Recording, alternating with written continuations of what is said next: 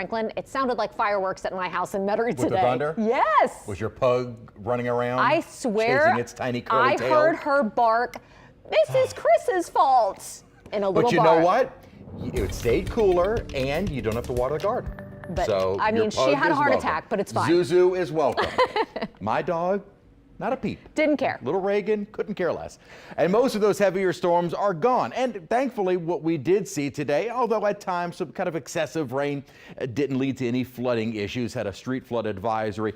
Briefly, it's still ongoing, but most of the rainfall is winding down around Wiggins. And then down toward the coast from just to the west of Morgan City, down toward Cocodrie and north of Grand Isle, still a few thunderstorms, which as they try and move northward, tend to weaken. So a lot of our rain is done for the night. Not to say we won't see a few little isolated showers, thunderstorms still possible over the next several hours, but most of the rain is gone. But still quite a bit of instability across the area because of that boundary and Invest 95, that little tropical wave we've been watching off the Texas coast. Well, it's moved inland, no chance of developing, but all that instability across the Gulf Coast region helped our rain chances and rain coverage, and will continue for tomorrow. Today's high got up to 90 degrees. That was set at 10:20 this morning. So the hottest part of the day is earlier in the morning. And look at this, almost an hour later was the low for the day, 77, rain cooled air. Right now, mostly cloudy over downtown, 70 or 81 degrees with a dew point of 77, very high humidity, so still a high heat index,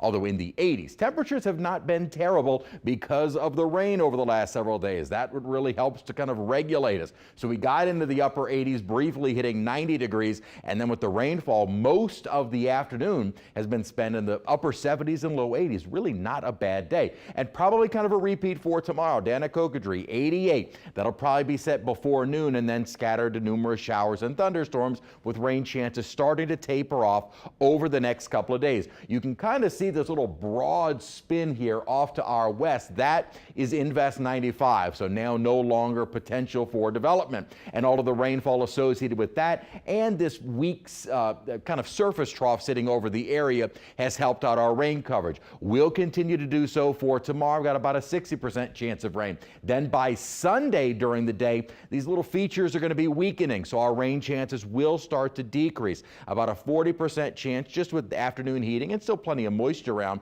and then continue to drop for the 4th of July on into Monday. For the rest of the night tonight, some of the rainfall that we have seen and could potentially see, especially along the coast, might have some excessive rain and another chance for some excessive localized flooding possible. We didn't really see it today. Did see the last couple of days. Again, that possibility tomorrow. Not in place, though, for Sunday as our rain chances decrease. And with an upper ridge building in, our rain chances hovering at about 30%. That is going to lead to a little bit of a warm up as well. So the ridging comes back, not as substantial as it was last week, but likely to really limit our rain coverage and start increasing temperatures for most of next week. Check out the tropics. Again, we're no longer tracking that system off the Texas coast, but a new little feature has emerged off the coast of South Carolina and Georgia.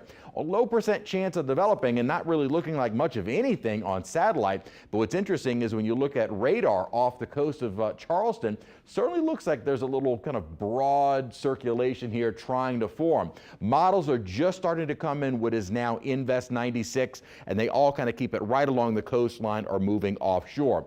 And we finally got Tropical Storm Bonnie just before it moves inland, somewhere around Nicaragua or Costa Rica. What's going to be interesting with this system is that it will cross over moving into the eastern Pacific, maintaining its strength. So once it crosses over, it will keep the name Bonnie, likely strengthening based on forecast to a hurricane at some point in the East Pacific. Again, the East Pacific has already had their B storm, so this would be kind of a second B storm. And there aren't too many crossover storms. Prior to 2000, storms were renamed if they crossed basin to basin. And now they just maintain that name if they are still a named storm. A lot of folks have been asking about Agatha. That did not. It weakened, and what newly formed then became Alex. So that was not a crossover storm. This would be the first one of the season. And again, it doesn't happen very often. 88 degrees our high tomorrow. Rain chances tapering off for Monday the 4th, and most of next week looks relatively dry, but a little bit hotter.